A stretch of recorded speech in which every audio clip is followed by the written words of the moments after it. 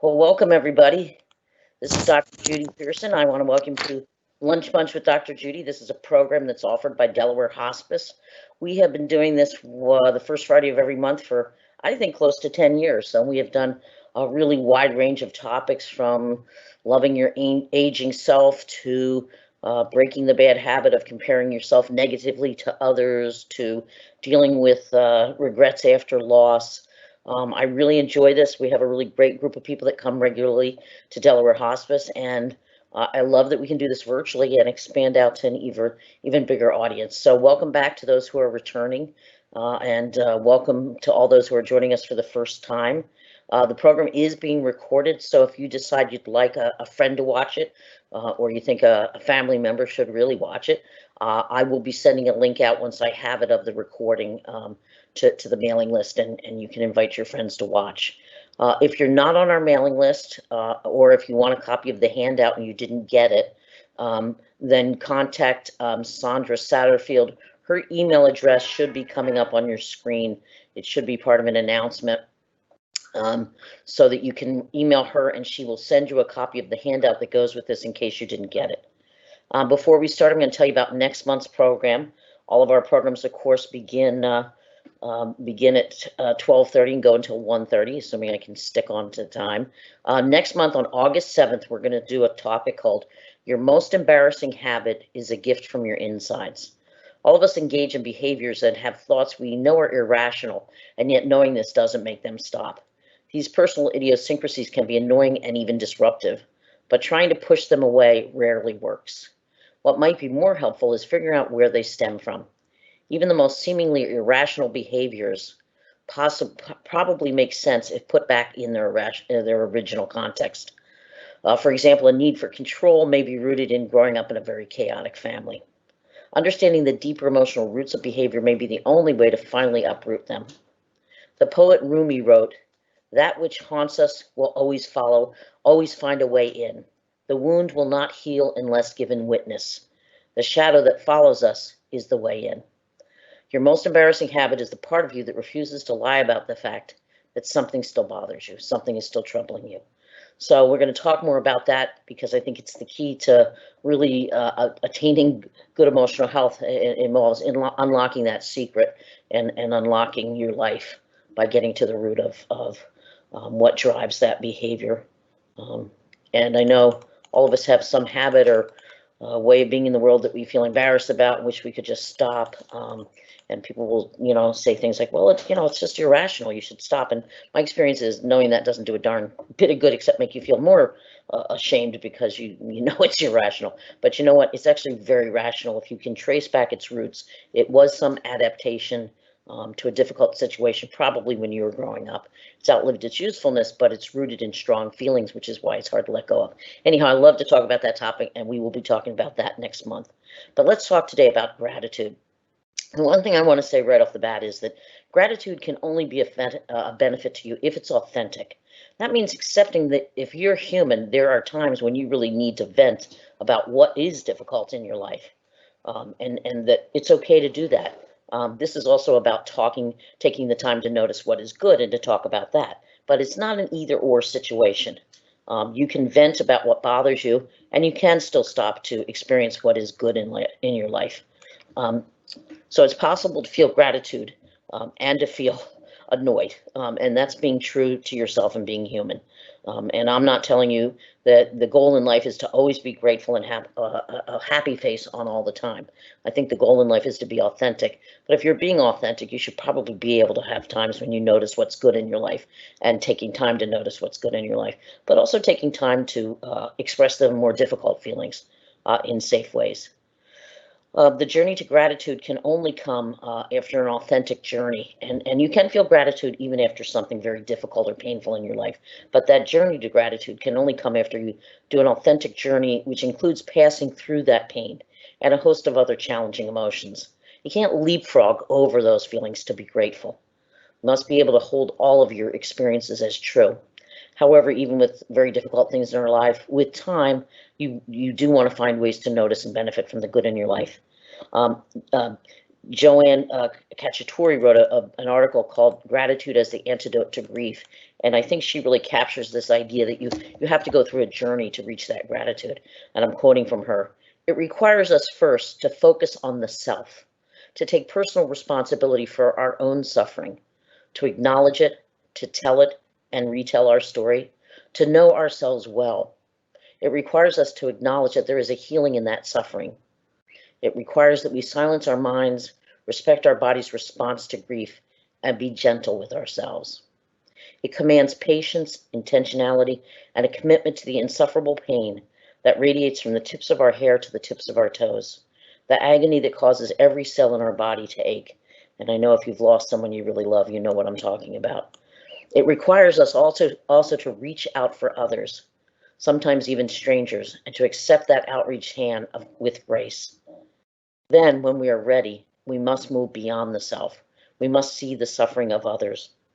We must acknowledge the other's pain without the fear of losing or diminishing our own suffering. So this is when you've gone through this journey of acknowledging the pain that you're feeling and been patient with yourself and kind to yourself. Then in time, you'll be able to broaden your horizons and acknowledge you will be able to acknowledge others' pain without the fear of losing or diminishing your own suffering.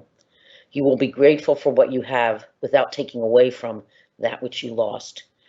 She writes, let gratitude hang in the shadows, parallel to the grief. It is not magic, but it is transformative.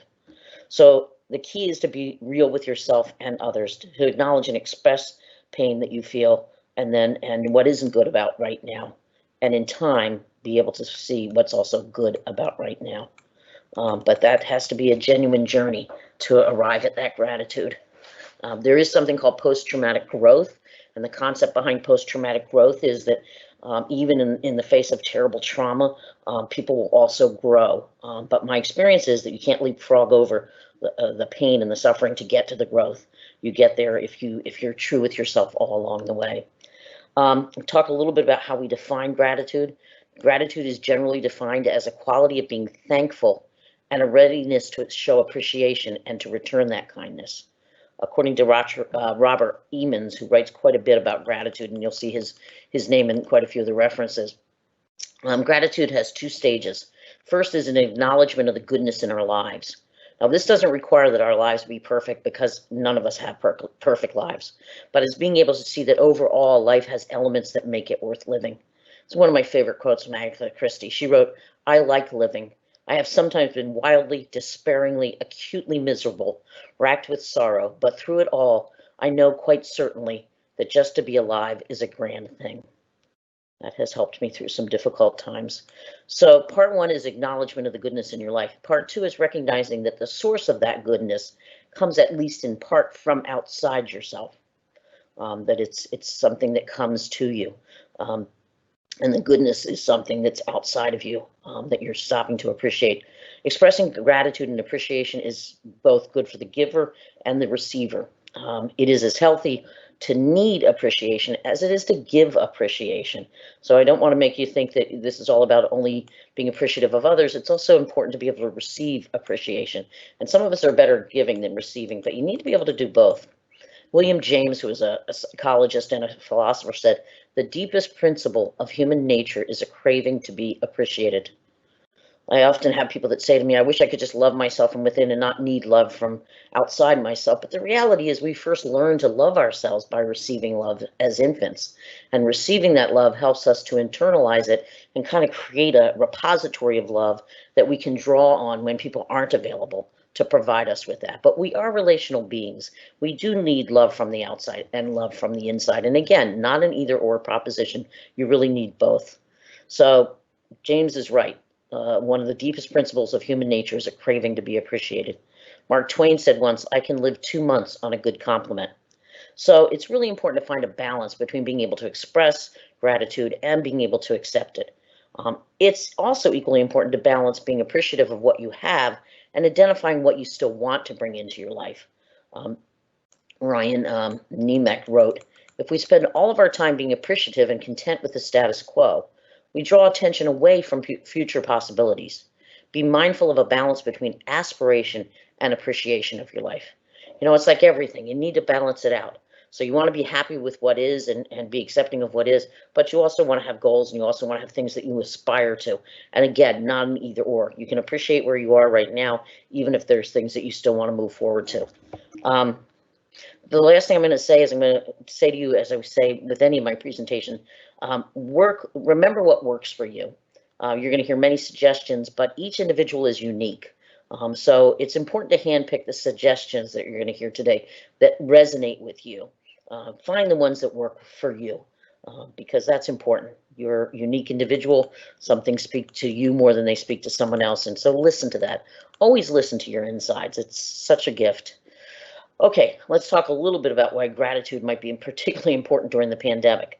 Well, research suggests that that gratitude improves your immune system, reduces your risk for mental health problems like depression and anxiety. It improves your ability to handle stress, and it helps you stay connected to others. All of things which are crucial to surviving this pandemic. Sabrina Nawaz in the Harvard Business Review wrote, "During a crisis, taking the time to thank others is vital to dampen loneliness, amp up social connections, and generate generosity." So this is a good time to be practicing gratitude. Now you may wonder, what can we be grateful for during the pandemic? Well, the answer for me was toilet paper, and I think for many other people it was too. But Zachary Alty on Psychology Today's website suggested a number of other things that we can be appreciative during this time, and I think they're obvious once you hear them. Gratitude for the heroes of healthcare who put their own safety at risk to care for total strangers simply because it is what they do.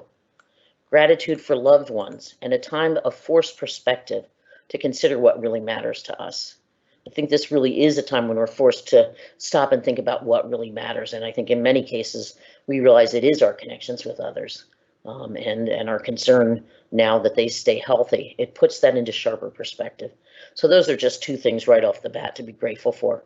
One author suggested asking yourself, what valuable lesson can I learn about my family and myself right now, as a way to identify things during the pandemic for which you can find gratitude. And again, that doesn't mean you don't get to vent and be unhappy about the hard parts. It's not an either or. There's a ton of research, believe it or not, on how beneficial gratitude is. And I'm going to tell you about some of that. There was one study in which adults were taught to cultivate an appreciative attitude and other positive emotions.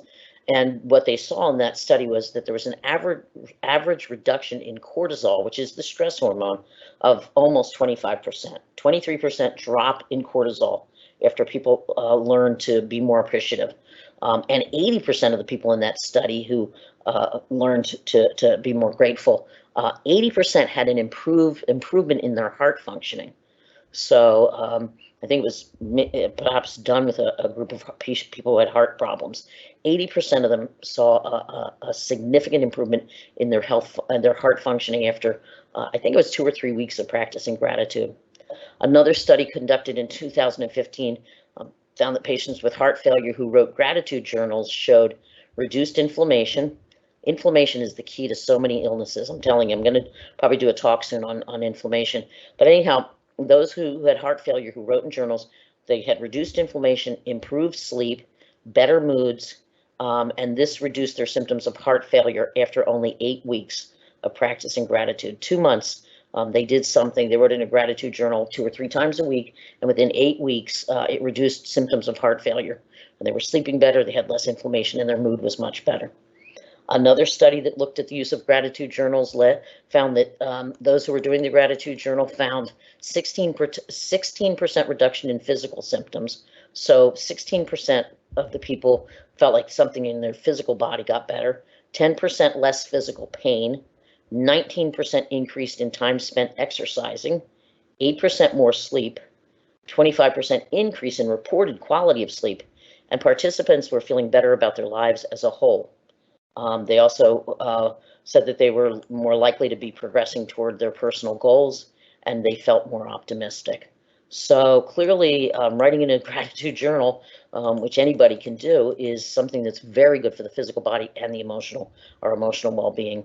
A more recent study, I think it was 2017, they did a 3-month trial of having subjects write in their gratitude journals, and they discovered that both reflective journaling, which means just writing about things that they felt grateful for, and reflective behavioral which means finding things that people felt grateful for and then expressing that gratitude. Both those kinds of journaling had a significant positive impact on their well-being, their affect, which means their mood, and depression. It lowered rates of depression. So there's quite a few studies that have validated the power of things like gratitude journaling. Being thankful has also been shown to predict significantly lower risk of a range of diagnoses, including major depression, generalized anxiety disorder, phobia, nicotine dependence and alcohol dependence, drug abuse or dependence, and the risk of bulimia nervosa. So again, an appreciative, thankful attitude, reduced risk of a number of mental health diagnoses. Gratitude can also enhance your self-esteem. People who are grateful generally have an enhanced self-esteem, and they think that's partly because it's due to their ability to appreciate other people's accomplishments and also their own.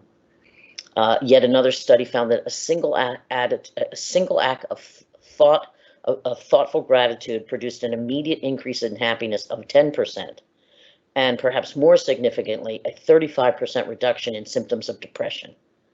So 10%, a single act of thoughtful gratitude, telling somebody you're grateful, produced increased levels of happiness by 10%, 35% reduction in symptoms of depression. And they think this is really telling. These benefits from this one act lasted from 3 to 6 months. Those people who did something thoughtful and expressed their appreciation reap the benefits of that for 3 to 6 months after one single act of gratitude. I think that tells you how powerful this is. And those who, some in the study also kept a gratitude journal, that led to even more lasting benefits. It lasted even longer if they're doing the gratitude journal. Research has found that gratitude strengthens your relationships. It helps people form and maintain relationships, and improves relationship satisfaction. So people within relationships are happier when they're practicing gratitude. Gratitude can also help people make new friends.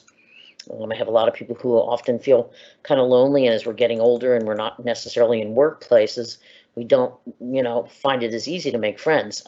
So this gratitude thing can actually be very good for people who are looking to form some new friendships. The author of the studies wrote, one study found that thanking a new acquaintance makes them more likely to seek a more lasting relationship with you. So simple act of saying, thank you, I really enjoyed going to the movies with you. It would increase the likelihood that that relationship would continue to develop into a more lasting friendship. Another study found that people who were grateful had less aches and pains. I think that's a really good reason to do it, because at 67, I am having way more aches and pains than I used to. Never imagined it when you're young, and it's a different world when you get older. My mother used to always say, you feel like the same person, but your body's not cooperating anymore. And I think there's a lot of truth to that. People who are grateful also felt that they were generally more healthy than other people. People who are diagnosed with hypertension, who counted their blessings once a week, just once a week, they sat and counted their blessings, had a significant decrease in their systolic blood pressure. So if you're struggling with hypertension, high blood pressure, counting your blessings once a week, not even every day, once a week, will lower your systolic or diastolic, your systolic blood pressure. That seems like a pretty easy thing to do for the well-being of your heart. This same research also suggests that I said poople. Okay, I hope you don't have that typo. There is research that suggests people who survive traumatic experiences will fare better if they are helped to develop gratitude. The authors from that study concluded gratitude may promote positive outcomes following trauma. Positive outcomes is just a researcher way of saying, people benefited from developing an attitude of gratitude after they experience something traumatic. They find that people who are more grateful are less materialistic. Maybe that's a good thing, since it's not as easy to go to stores as it used to be. They're also less apt to judge themselves and others in terms of their financial success or possessions.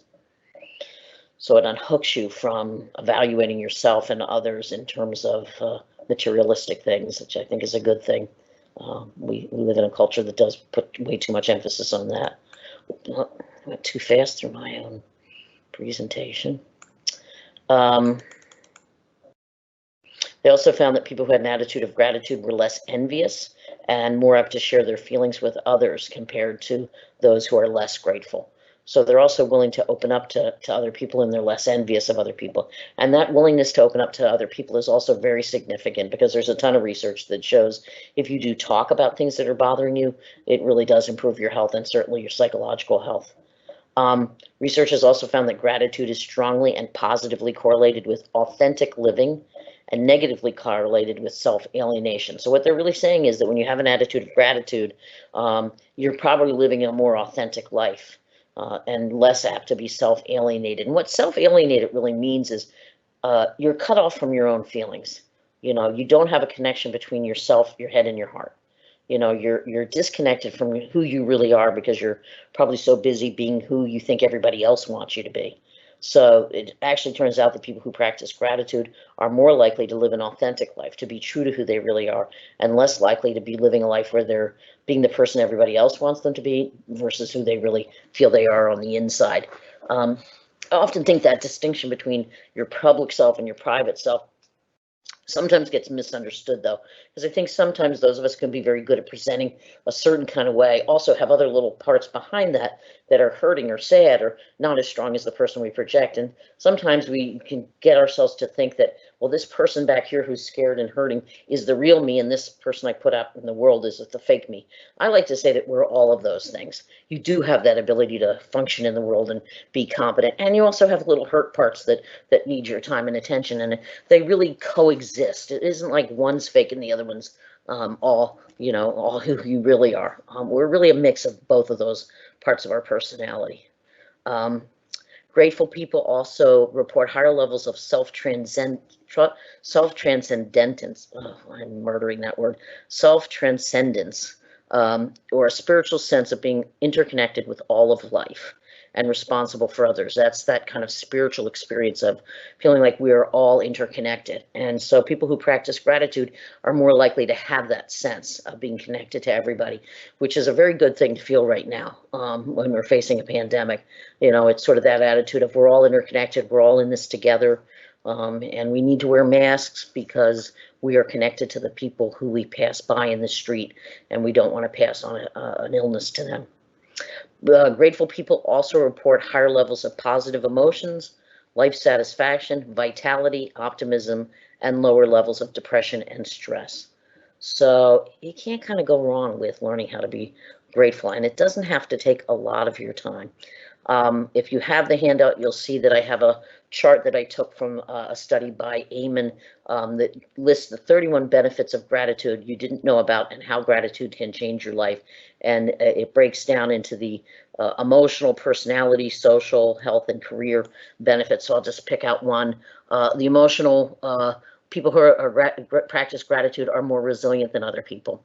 They're more relaxed than other people in terms of personality, less self-centered, more optimistic, increased self-esteem. In terms of health, improved sleep, less sick. They have greater longevity. They have more energy. In terms of career, they're better at networking. I haven't looked at this research as much. They're good at reaching goals. They have improved decision making. So it's really good for your career as well. Socially, they're more social. They have healthier marriages. They tend to be kinder. They have more friendships, and they have deeper relationships. So it's an amazingly easy thing to do that has amazing payoffs. So let's talk a little bit about how to practice gratitude. I'm going to remind you to be true to yourself. You're going to have times when you need to vent about what's bothering you before you can actually stop and appreciate the good around you. Being true to those feelings, your feelings and gratitude, doesn't need to be mutually exclusive. Sometimes if I can't really get to a place where I'm feeling grateful, it's usually because something's really bothering me and I need to vent about it, which might be just, screaming into a pillow or writing a letter I'll never mail, but to just get those feelings out in some safe way. And then usually when I move that on, I'm more receptive to noticing what's good in my life.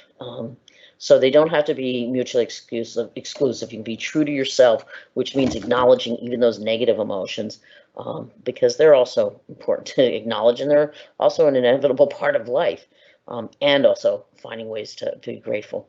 So do what works for you. Different things appeal to different people. I know I've already said that, but Some people like to get one idea and stick with it and use that practice only. Other people like to mix it up. So just listen to your own heart in terms of what works for you. And believe me, this is not something that has to be at all time consuming. But it does involve kind of making a commitment to do something that enhances your sense of gratitude. For me, often it's just something I do before I go to bed at night to just think about some things for which I am grateful. But you can start with something small. You can do any of the suggestions once a day, once a week, once a month. It gets easier as you do it, so it's really up to you. Start with what's doable. The big one that everybody, of course, talks about, and you heard it in the research, is to keep a gratitude journal. It's just exactly what it sounds like, a journal in which you write about what you're grateful for.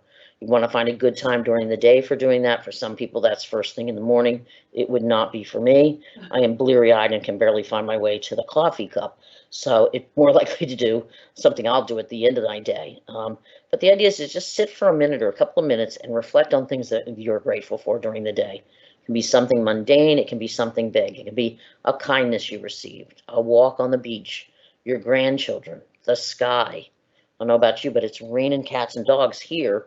And I have a sister who's always optimistic, who would say to me, yeah, but think how good it's going to be when the sun comes out. So I will be grateful. I'm grateful for the rain because it is feeding the plants that I don't want to really have to go out and water all the time. And I'll be grateful for the sun when it comes back. Another thing is obviously to think about the people that you love, and people who have loved you over the years, that you're grateful for.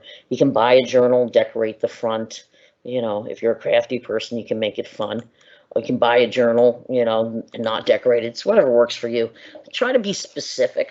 There was one study in which people were divided into 3 groups. One group was asked to just write generally about things for which they felt grateful. The second group was to write about one thing that they felt grateful for, but to write 5 lines about this one thing that they felt grateful for, which really helped them to get a lot more specific. And the last group just kind of wrote about how much better off they were than other people. Well, of course, it was the second group that wrote about one thing about which they were grateful and wrote 5 lines about that one thing, who reaped the most benefits from practicing a gratitude journal. Again, if that's not what appeals to you, then you don't have to do it that way.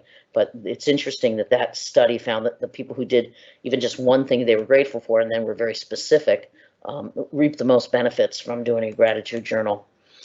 You can find gratitude journal prompts online. I've got links for you in the handout. There's a lot of articles that also have prompts. I'm just going to go through a few so you get a general idea. But if you feel like you're getting stale or bored and you want some other ideas, go online and type in gratitude prompts or look at any of the links I provided. You will find plenty of things. I'm grateful for these 3 things that I can taste. I'm grateful for these 3 things I can smell. I'm grateful for these 3 blue things. Just a way to get your mind to sort of look around and notice blue things. Something beautiful I saw today. Someone I can rely on. I'm grateful for these 3 animals or birds. I'm grateful for these 3 friends. I'm grateful for these 3 things in my house. I'm grateful for my family because, and fill that out. Something good that happened to me this week. Something silly I'm grateful for. Write about a person in your life that you're especially grateful for and why. What skills or abilities do you have that you're grateful for? The things we do well, we tend to take for granted. Sometimes it's important to step back and realize not everybody does have that skill, and to be grateful that you have that skill. Write about music that you're thankful for. I think most of us have music that we feel greatly appreciative of, that have been important parts of our journey through life. What elements of nature are you grateful for and why? What's part of your morning routine that you're grateful for? I, for example, am very grateful for my peanut butter toast and my lavender wine jelly that I get from Lavender Fields here in Milton, Delaware. It's not like any other jelly I've ever had before. What is something you've learned that you're grateful for? What is a happy childhood memory? What are 5 hobbies or activities that you enjoy? This is an interesting suggestion. List 5 people in your life that are hard to get along with and write down at least one quality for each of them that you are grateful for. Now, again, you don't have to lie to yourself about the parts that are annoying, but you're sort of practicing the idea of realizing that everybody's a mixed bag. I mean, we all are. We all have noble and less noble parts. But, even just to stop and think and realize that even the people that can annoy the heck out of you, there might be something good about them that you just want to write about and acknowledge. Describe a family tradition that you're grateful for. There's probably lots of family traditions we're not grateful for, but I know we all have some that we were grateful for. List something good that recently caught your attention and made you realize how fortunate you really are. List 2 struggles that you've experienced in your life and how you overcame them. Who or what helped you get through those trials? Things that you're going to be grateful for because they got you through difficult times. What is one freedom that you often take for granted? What is a book that has meant a lot to you? What is a simple pleasure that you really value? What is one of the most worthwhile purchases you have ever made? I don't think that'll make it too materialistic, but there are things we go back and buy and we're like, you know what? Oh God, I'm so glad I bought these shorts. I live in them. So just something to make stop and think of the things in your life that you do appreciate and that do make your life pleasurable. What's one of the greatest life lessons you've ever learned? What's an experience you feel lucky to have had? And what's something fun you've experienced in the past week? Now, you'll find more resources in your handout at the bottom about, how to do gratitude journals, journal prompts, all kinds of things that you'll find helpful, and they're listed at your handout. Mike Opland and many others have provided a number of other ways to express gratitude. So I'm going to review some of those just in case journaling doesn't appeal to you, but you're a crafty person or one of these other things appeals to you more. There's something called a gratitude jar. It's just what it sounds like. You get a jar and you fill it with little slips of paper of things you're grateful for. You could write one a day and put it in there.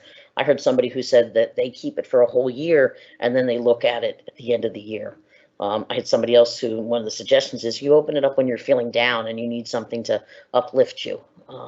So fill in a jar with just little slips of paper that, include the description of something that you're grateful for. A gratitude tree. This is something that's really fun to do with kids. It involves listing things that you, and I'll say they, the kids, are grateful for and putting them on little paper leaves. So you cut out, there should be a picture in your handout. You cut out something that looks like a leaf. You put the thing you're grateful for on it. You punch a little hole at the end and you put a string through it, and then you tie it onto the branches. Now what you could do is you can get some like little twigs or some small branches and put them in a vase, put some rocks at the bottom so they'll stand up. And then you just, you have a little tree and the kids add the leaves that have things for which they're grateful written on them, and you hang them there. And then you can always look at them when you need to be reminded what's good in your life. A gratitude box involves filling a box for someone you love. So writing down things you're grateful for about that person. And you can invite other people to do this. If you have a big birthday coming up for somebody, it's a really wonderful thing to do for a significant birthday. Remember, we are starved for words of affirmation. We long to know that we're appreciated and that we contribute something to the world or to others. And so, putting together a box that other people add to, where they write answers to, like they write on a slip of paper, thank you for, and they list something they want to thank the person for. What I love about you, something you did for me for which I'm very grateful. We had a wonderful Thanksgiving many years ago when I was still living up in, I think I was living in Somerville then. I had this great Thanksgiving dinner where everybody had a cup at the table with their name on it. And throughout the course of the day, you were supposed to write down 3 things that you liked about each person and put it in their cup. And some people didn't know each other, but we hung out and we were cooking together and you got to know people and everybody came up with something. And so we filled those cups with those things that people really noticed and liked about them. And after dinner, the lights were down low. I remember this so vividly. And so all candlelight, and people went one at a time and read what was in their cups, the things that people had noticed and appreciated about them and liked about them. And it was so very moving. And, I think how often we fill ourselves with food because we hunger for love. And in this instance, we really fed ourselves love.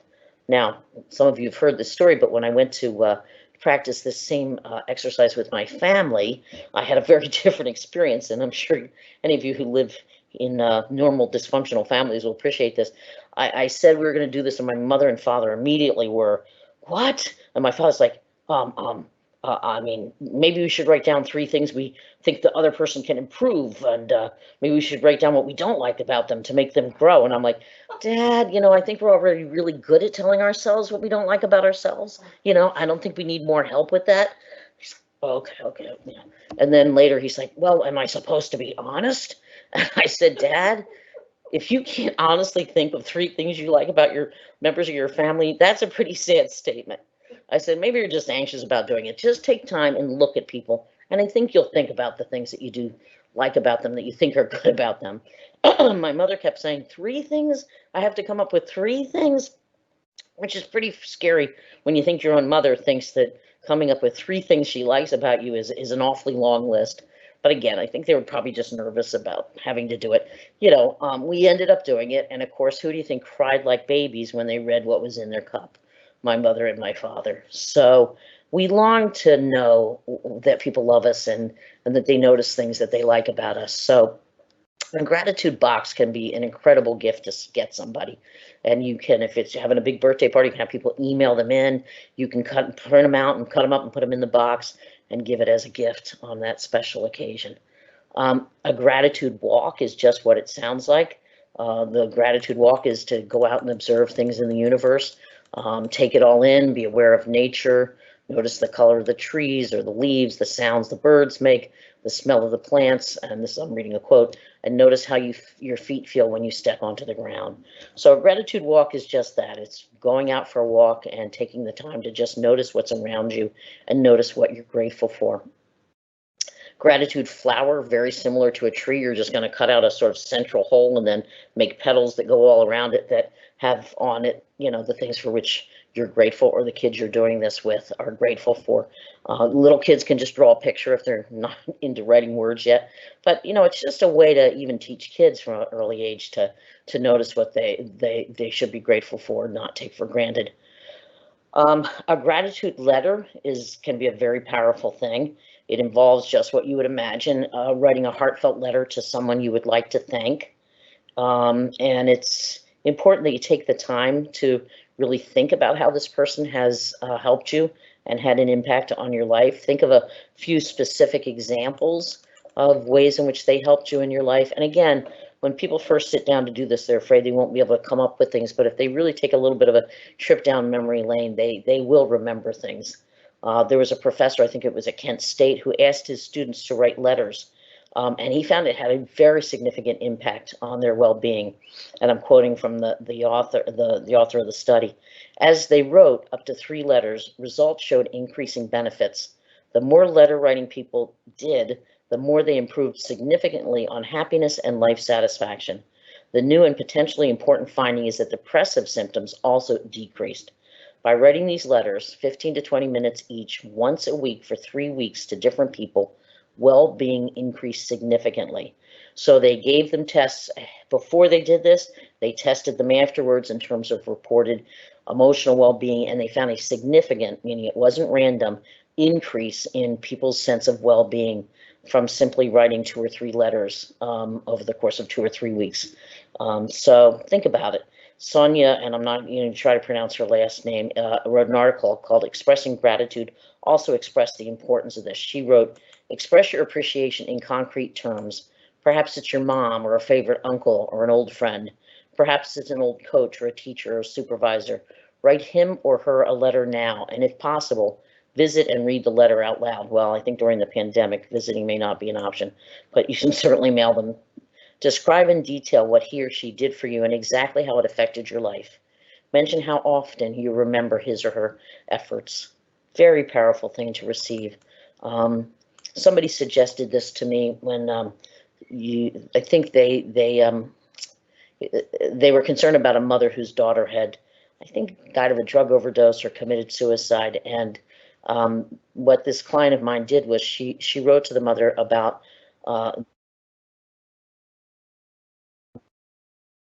life, because it's easy to only see the bad when someone dies under those circumstances. But she wrote a letter to this mother just to say, your daughter had some positive impact in the universe, and I'm one of the people she had a positive impact on. And here's some of the ways she had an impact on me. And even if it isn't somebody who dies under terrible circumstances, but if you lose somebody, for their loved one to get a letter saying, your husband, your wife, your partner, um, was really important in my life. They taught me to love books. We took one of my favorite trips, to the seashore. That's something you can always do that's incredibly helpful following a loss. People often don't know what to do when somebody's lost a loved one. Well, writing about the way in which their loved one had a positive impact on their life is a very powerful gift to give the person who's grieving. And in fact, one of my suggestions is that you write gratitude letters to people who have already passed away, who touched your life. Obviously, you're not going to mail them, but I think words of love that are uttered are never wasted. So it could also be incredibly healing for you. Many of us do have regrets that we didn't tell people that we loved how important they had been to us. So it's not too late to write that letter. So gratitude letters are just exactly what they sound like, and they can be incredibly powerful for you as well as the receiver. And remember, I think it was one of the studies found that people who were writing gratitude letters, that those benefits lasted for a very long time.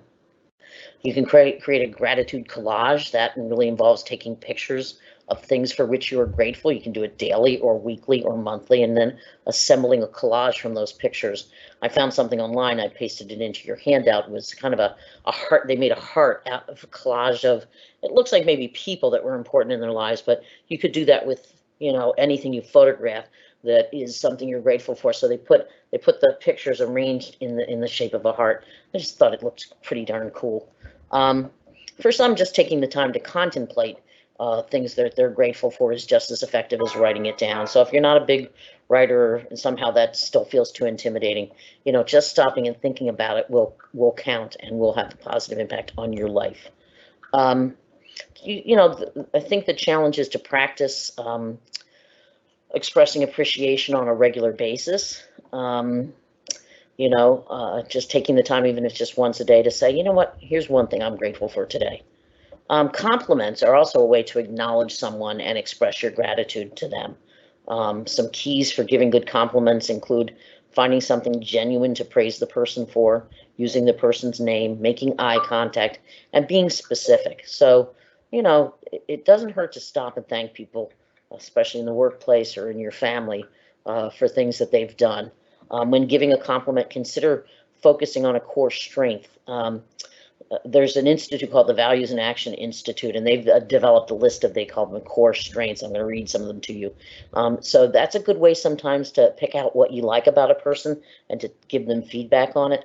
Values in Action Institute offers the following character strengths: creativity, curiosity, love of learning, perspective, courage, bravery, perseverance, honesty, zest, love, kindness, social intelligence, which means good people skills, teamwork, fairness, leadership, forgiveness, humility, prudence, self-control, appreciation of beauty and excellence, gratitude, hope, humor, and spirituality. I think that's a really good list to look at in terms of figuring out how to articulate what you like about a person. So, for example, you could say, I really love your curiosity. I've noticed that you often try out new things like restaurants or crafts. I found myself inspired to venture out a little bit more by you. Someone wrote, with each compliment given, a bond is strengthened, trust is built, and conversation is encouraged. Any effort to express appreciation can boost your well-being as well as the person to whom you extend your caring. Robert Kravitz said, 3 billion people on the face of the earth go to bed hungry every night, but 4 billion go to bed every night hungry for a simple word of encouragement and recognition. We need to do this more for one another because it's really, we are starved for these kind of things. I see a typo, I gotta fix it. So you can also do something meaningful, but it doesn't have to be big, something little but meaningful for someone who you care about. This could be, for example, like extending a hug. That has to be virtually right now during the pandemic, cooking a casserole for somebody, doing a chore for a family member that they hate doing, asking somebody to just share something that's bothering them, just saying, I'd like to just give you the gift of my listening, and I wonder if there's something that's bothering you that might be helpful to talk about. The gift of listening is more powerful than people realize. People would often say to me, well, what can I do? What can I say after somebody's had a loss, and they're afraid they're going to say something stupid, or they're going to make the person think about the person who died. Well, the person's already thinking about the person who died. But what I often say to people is the greatest gift you can give is to just listen. When people need to talk about someone they love that's passed away, they often just want to revisit memories about that person or talk about that person. You don't have to come up with some fancy words to fix it. You can't fix it. It's a terrible loss, and it's just going to take time. But if you give the gift of listening, you convey to that person that they're not alone with their pain. And that is probably one of the greatest gifts you can ever give another human being, is the knowledge that they don't have to be alone. Because so often people are grieving, for example, but they don't want to upset other people, and people are acting anxious like they don't know what to do. So they'll just kind of like say, oh, I'm okay, I'm okay.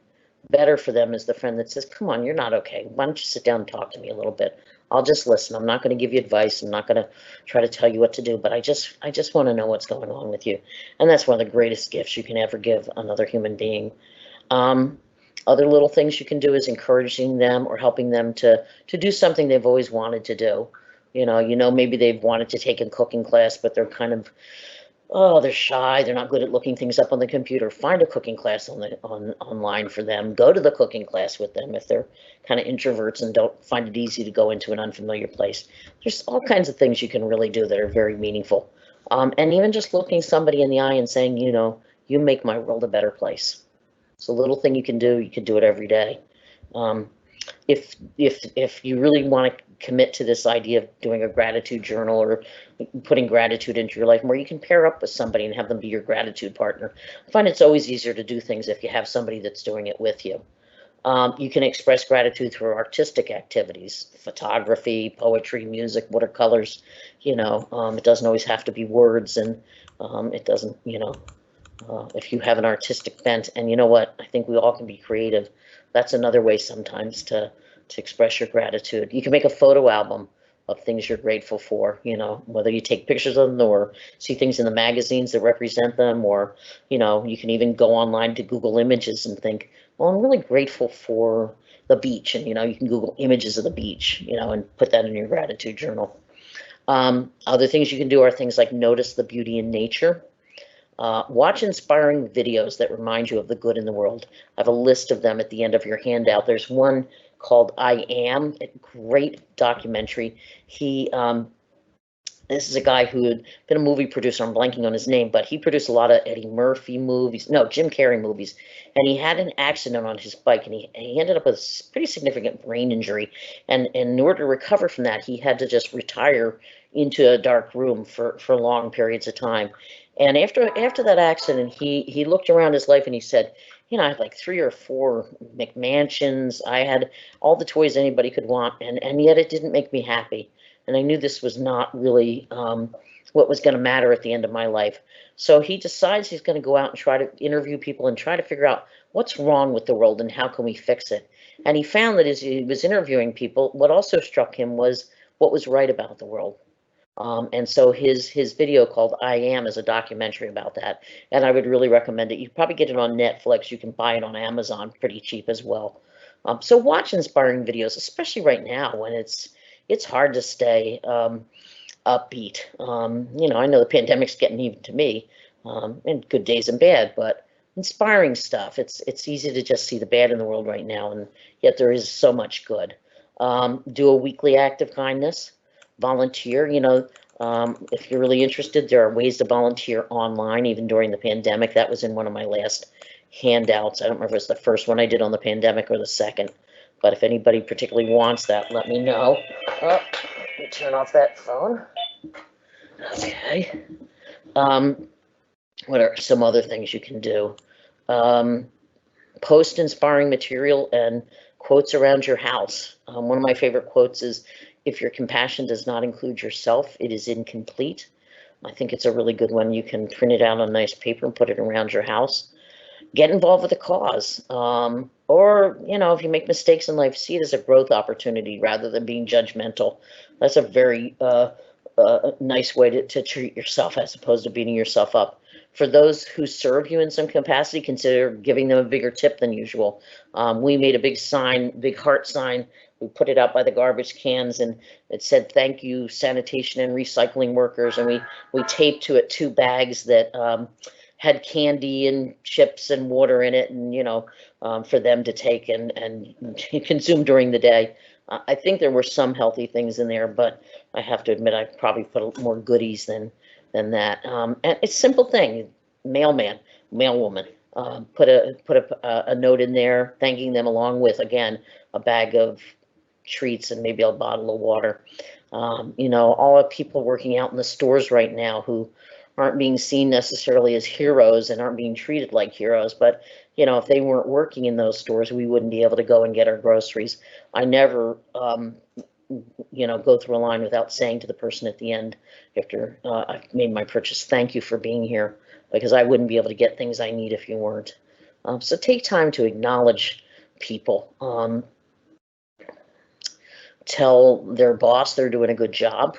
Whenever I've had a good experience and I write a thank you note, I always try to CC the person's boss, so that that person knows that the person that works for them is a good ambassador for their hotel or whatever I'm thanking them for.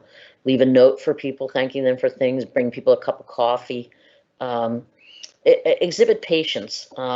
That's an act of kindness when you're standing online to check out.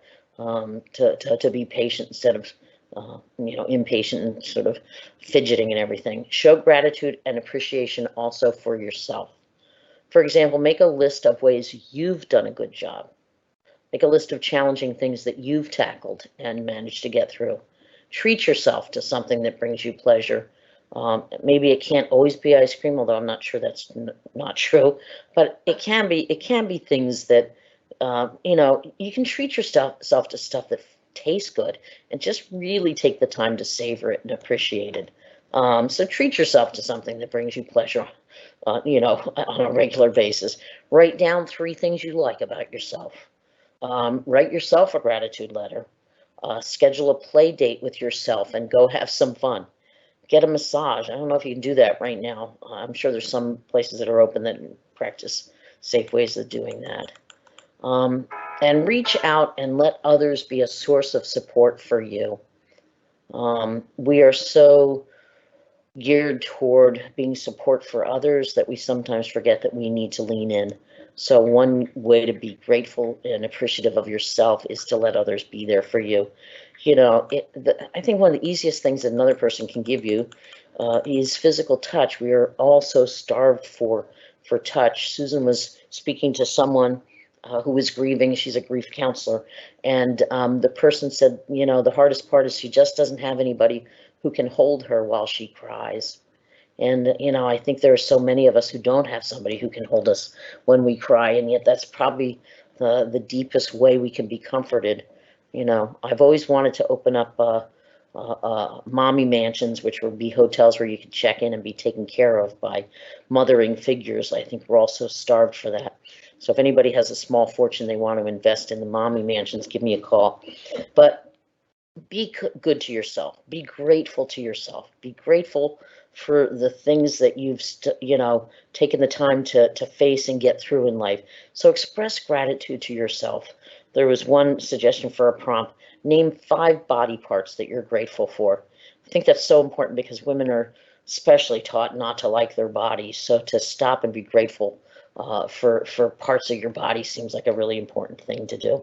Now I'm going to end with a few quotes, and then I'm going to see if we have any questions that have been posted. So Marcel Proust said, "Let us be grateful to the people who make us happy. They are the charming gardeners who make our souls blossom." And Mary Davis said, "The more grateful I am, the more beauty I see." And finally, Albert Schweitzer said, "At times our own light goes out and it is rekindled by a spark from another person. Each of us has cause to think with deep gratitude of those who have lighted the flame within us. And we, by simply expressing gratitude to others, can also be that spark in somebody's life." So stop and think about that. Again, I hope you have the handout. If not, reach out to Sandra. You can reach out to me. My email address is just my name in small letters, judithpearson@juno.com. But you'll see that I have resources on how to do a gratitude journal. I have a library of resources from a webpage called gratefulness.org.